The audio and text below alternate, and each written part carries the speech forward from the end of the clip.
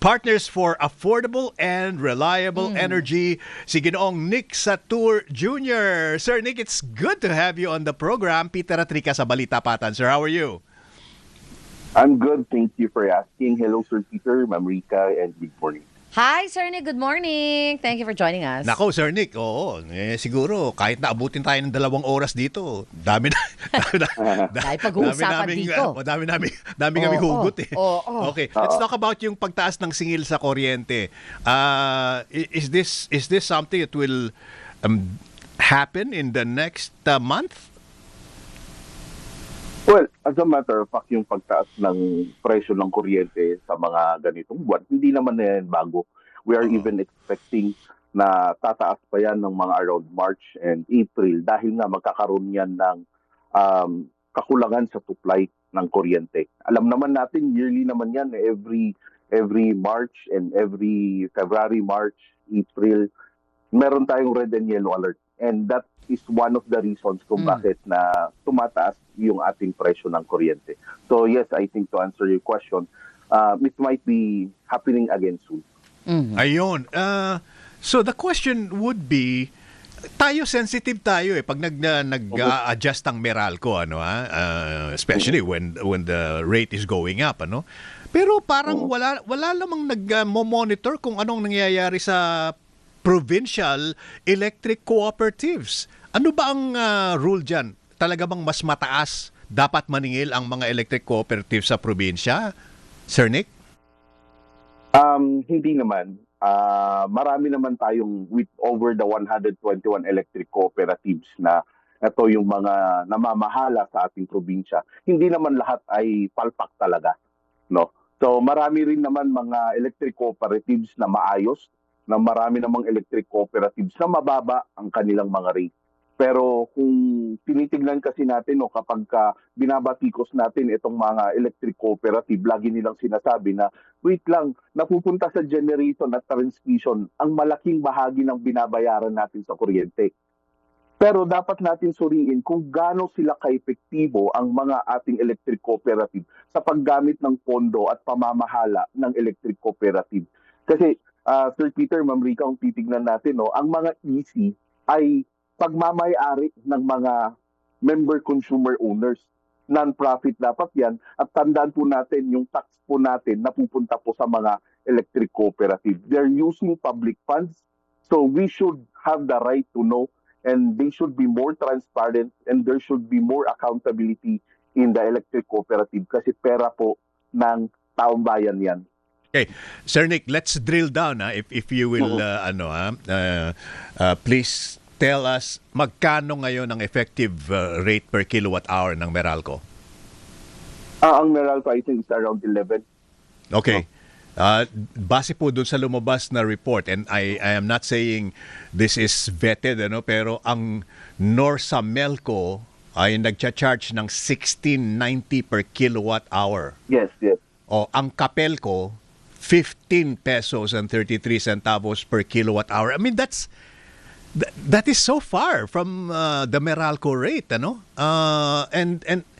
to add insult to injury, hindi naman lahat may mga electric cooperatives sa lalawigan na patay sindi nga eh. Tapos ang taas pa rin ang binabayaran despite that. Please enlighten us on what is really going on. Okay. Let me share you top 3 reasons bakit mahal ang kuryente sa mga ibang electric cooperatives. Number 1 is poor management. This includes yung mataas yung kanilang systems loss, mataas yung pilferage, mataas yung mababa yung pangkolekta ng mga bills, mababa ang serbisyo, pangit ang reconnection. So, poor management. That's number 1 reason. Number 2 is poor planning. Ang mga electric cooperative, sila dapat ang nagpaplano kung saan sila bibili ng kontrata.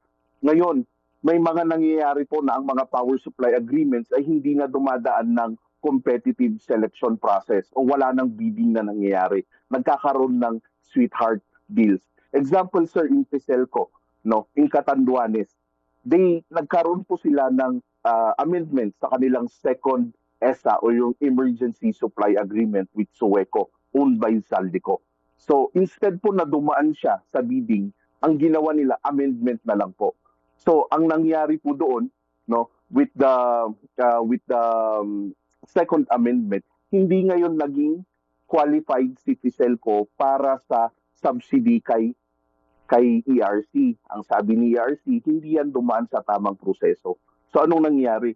Pumalo ngayon ng 20 pesos per kilowatt hour. Aray, taas. Ang rate ng Fiselco. So bakit nangyari yun? Because of the poor planning ni Fiselco. Bakit kasi kayo nagkaroon ng sweetheart deal o bakit kayo nagkaroon ng amendment? Well, you know that it is a requirement that if you will acquire power, it needs to undergo the competitive selection process.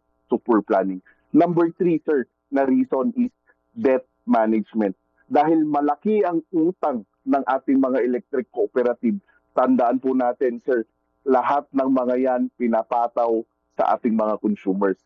So hindi pa natin tinitingnan dito, sir, yung mga hotels, travels ng ating mga board of directors that Naku are po. being smoke screen Oo. sa benchmarking. Di May ba? junket pa. Yan. Junket pa, oo. Meron din po tayo, sir, mga during AGMA or the Annual General Meeting Assembly, imagine mo, nagkakaroon tayo ng raffle at saka meron mga ibang electric cooperative, mag-attend ka lang ng AGMA, pumirma ka lang, automatic may pera ka nang makukuha. Aba. At ang sinasabi ng ating mga volunteers sa ground, sa grassroots natin, Oo. sir, as high as 5,000 pesos daw bawat Aba. firma. May pang-raffle kayo. May- Tas yung utang ninyo, kami magbabayad. Utang nyo yan eh. Bakit nyo Yes. kami sisingilin doon? Nakakagalit yun ah. Exactly, Ma'am Rica. Diba? Kaya, unfortunately po, hindi yan pinag-uusapan. Hindi natin nakikita na mas malaki ang issue ng corruption dito sa ating energy sector.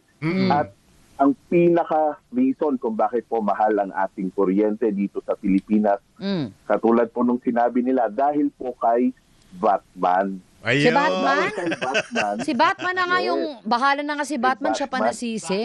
VAT. VAT, Kala ko oo. si Tingnan po Batman. natin, no, VAT sir and pala. ma'am. Oo. meron tayong multiple taxation. Oo. Example, sa Fiselco, ang ginagamit po nila doon sa Catanduanes is diesel. So, yung pagbili ng diesel ng Sueco, may tax yan. Nung binahi yung gasolina, may tax yan. The power generation, may tax yan. Transmission, 12% ulit. Distribution, 12% ulit. You know, Pero Sir Nick, if I may, Yes po. who is in charge? Sino dapat ang nagmo-monitor at nagre-regulate nito? I mean, I know ERC na. ba yan? Oo, hindi ba, wala bang ano yan? Wala ba talagang audit na ginagawa para malaman? Teka, sandali. Ang dami nyo na charge sa mga consumers ninyo. Pati ba naman raffle, i-charge ninyo? Ano ba yan?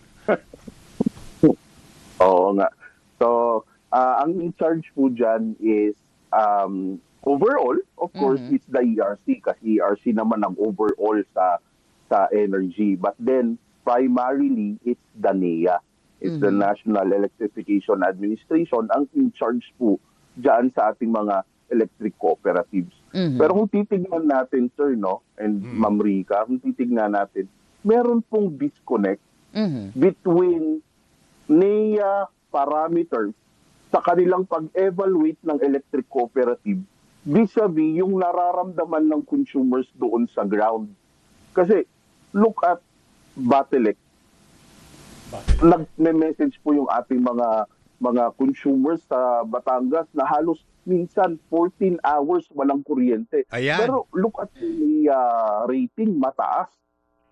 They are AAA. Oo. So, nakakagulat na bakit ganon? Iba ang rating ng NEA, iba rin ang nararamdaman ng consumers. Saan kaya nagkaroon ng disconnect? Bakit yung consumers, iba ang pakiramdam? Bakit si NEA sinasabi, good ang mga electric cooperative natin? Exactly, di po ba? Yung walang nag-a-assess kung ano ba ang epekto nitong mga unang-una, napakataas ng rate. Pangalawa, hindi ka nga makapag 24/7 eh. Laging may brownout eh. Pangatlo, Mhm. alam nyo ba kung ilan na ang mga appliances na nasira dahil sa Sa surge. patay sindi? Oo. Yung surge, Tama. at saka kung minsan, alam mo, we should have 200 to 220, di ba, volts?